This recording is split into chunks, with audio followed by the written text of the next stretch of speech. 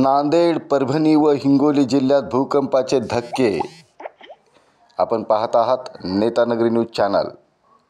आज दिनांक 21 मार्च 2024 रोजी सकाळी 6:09 नांदेड, परभणी व हिंगोली जिल्ह्यात भूकंपाचे धक्के जाणवले. भूकंपाची तीव्रता 4.3 स्केल असल्याचे सूत्रांकडून कळाले.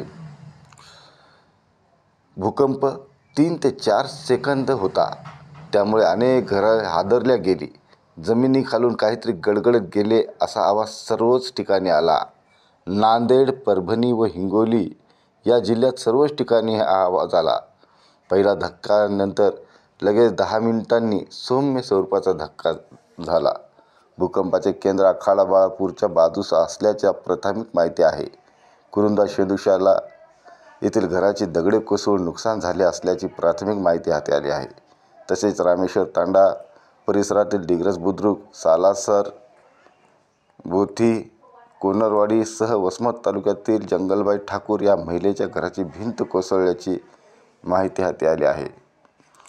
यामुळे नागरिकांमध्ये प्रचंड भीतीचे वातावरण निर्माण झाले आहे.